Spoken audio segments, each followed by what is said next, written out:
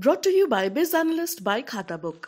नमस्कार, मैं हूं आलोक जोशी और आप देख रहे हैं बिज अड्डा। और बिज अड्डा में आज हम बात करेंगे उस आईपीओ की जिसका इंतज़ार बहुत ज़माने से चल रहा है और जो इंतज़ार अब करीब करीब ख़त्म होने को है। जी, एलआईसी का आईपीओ, एलआईसी का महा आईपीओ, मेगा आईपीओ अंग्रेज़ी में कहते हैं, हिंदी में महा आईपीओ कहलाएगा। और अंग्रेज़ी में एक और चीज़ कही जाती है, द मदर ऑफ ऑल आईपीओज़, लेकिन हम हिंदी में कहेंगे तो सारे आईपीओज़ का बाप आने वाला है। तो ये आईपीओ बहुत बड़ा आईपीओ है। भारत सरकार अपनी सबसे कीमती कंपनी खोल रही है कहेंगे। बहुत वर्षों से लोग इंतज़ार करते थे कि किस दिन सरकार को अकल आएगी और कब सरकार एलआईसी को पब्लिक करेगी, यानी एलआईसी में से कुछ हिस्सा निकालेगी।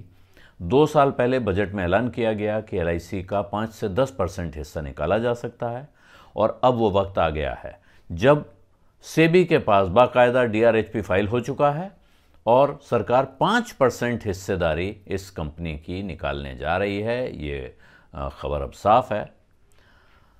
सरकार के पास 630 करोड़ शेयर हैं, 6.3 अरब शेयर, 630 करोड़ शेयर हैं और उसमें से वो 5% निकालेगी जो करीब 31 करोड़ 62 लाख शेयर होंगे।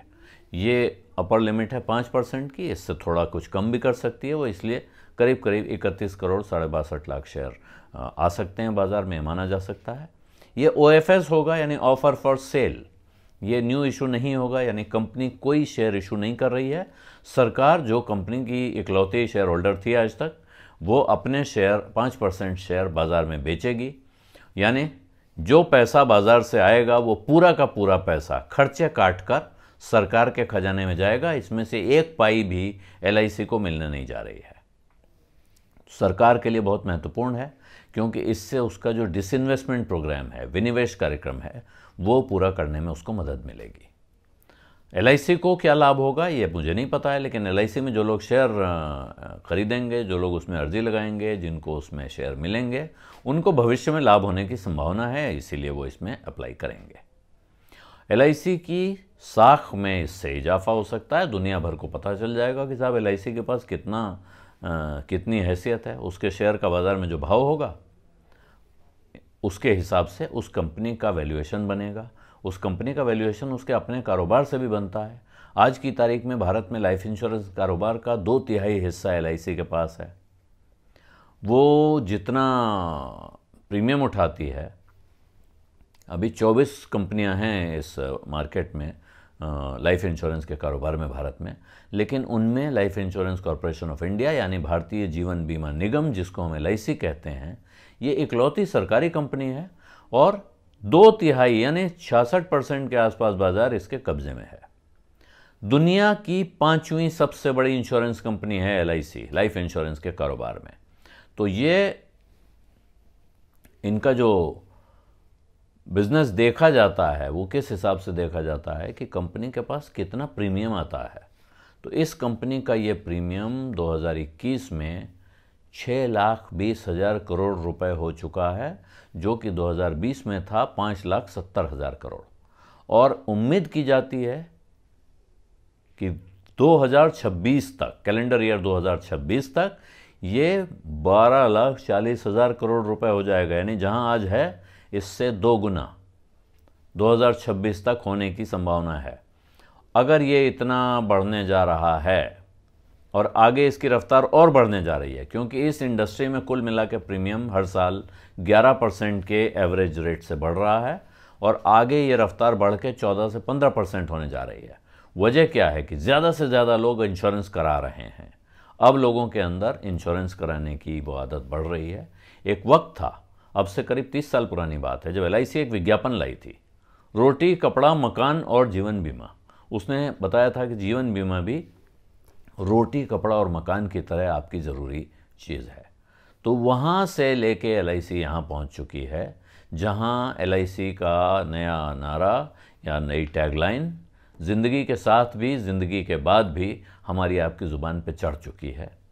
हालांकि उनके लोगों में आज की तारीख में भी गीता का वो श्लोक का एक हिस्सा लिखा हुआ है, योगक्षेमम वहाम्यहम, जो किसी इंश्योरेंस कंपनी के लिए जिसने भी सोचा वो बहुत ज़बरदस्त सोच रही होगी कि गीता के उपदेश में से वो एक अंश निकाल के लाए, योगक्षेमम वहाम्यहम, यानी आपका जो है उसकी रक्षा करूँगा और जो आपका होना है यानी जिसके आप पात्र हैं, जो आपका जायज़ हक है वो आपको दिलवाऊंगा। ये वादा भगवान श्री कृष्ण ने अर्जुन से किया गीता के उपदेश में, और यहाँ वो LIC पर बिल्कुल सटीक बैठता है। जो कोई भी ढूंढ के लाया उसने बहुत ज़बरदस्त काम किया है। लेकिन आज की तारीख में LIC का जो इशू है बहुत बड़ा इशू होगा। अंदाज़ा लग रहा है, इस वक्त कहा जा रहा है कि 60,000 करोड़ का ये इशू हो सकता है। हालांकि जो पहले इसके अनुमान लगे थे उसमें था कि 50,000 करोड़ से लेकर 1 लाख, 1.25 लाख या 1.5 लाख करोड़ तक का इशू आ सकता है LIC का। लेकिन इस वक्त का अनुमान, ताज़ा अनुमान है कि 60,000 करोड़ के आसपास का इशू आएगा इस हिसाब से। तो अगर वहाँ ये इशू पहुँचता है तो ये बहुत बड़ी रकम है। बाज़ार से इस वक्त इसे उठाने के लिए अनुकूल माहौल है क्या, ये सबसे बड़ा सवाल है। क्या माहौल जैसा है वैसा भी रहेगा या माहौल और ख़राब होने जा रहा है, ये और बड़ा सवाल है। और ऐसे में क्या LIC जैसा बड़ा IPO से सक्सेसफुल हो पाएगा, ये भी एक बड़ा सवाल है। इन सारे सवालों का जवाब एक जगह से तय होगा। सबसे पहले वो ये कि सरकार LIC का दाम क्या रखती है। जिस दिन उसको SEBI से परमिशन मिल जाती है और उसके बाद जब वो IPO लेकर बाज़ार में आती है, उस दिन वो क्या भाव बताएगी कि इस भाव पर हम शेयर इशू कर रहे हैं, उससे बहुत कुछ तय होगा। अभी इस बात की संभावना है कि 10 से 14 मार्च के बीच में ये IPO आएगा, यानी उस वक्त चुनाव के नतीजे आ चुके होंगे।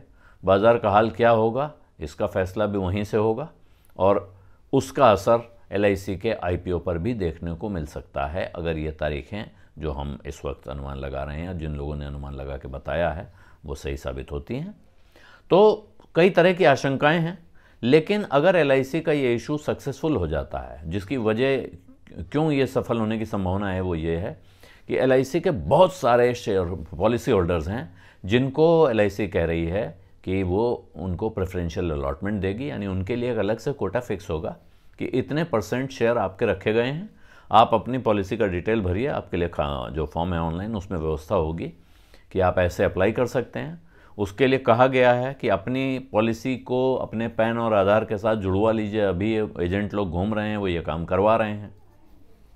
तो बाकी काम करने के लिए, बाकी बातें करने के लिए अभी वक्त बाकी है, लेकिन इस वक्त जो काम सबसे पहले आपको करना चाहिए वो ये है कि आप अपना, अगर आपके पास पॉलिसी है तो उसको जैसा आपके एजेंट बता रहे हैं, नहीं तो फ़ोन करके पूछिए कि भाई क्या करना है, और उसको आप लिंक करा लें अपने आधार के साथ, पैन के साथ, ताकि आपके डीमैट अकाउंट के साथ वो अपने आप लिंक हो सके।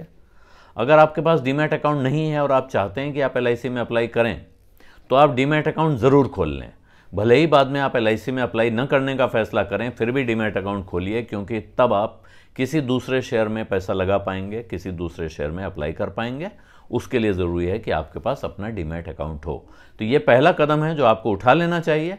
इसके आगे के कदम उठाने से पहले बहुत गंभीर सोच विचार की ज़रूरत है, और वो सोच विचार वक्त आने पर ज़रूर कीजिएगा। बीज अड्डा में आज इतना ही। अब इजाज़त दीजिए। धन्यवाद। नमस्कार।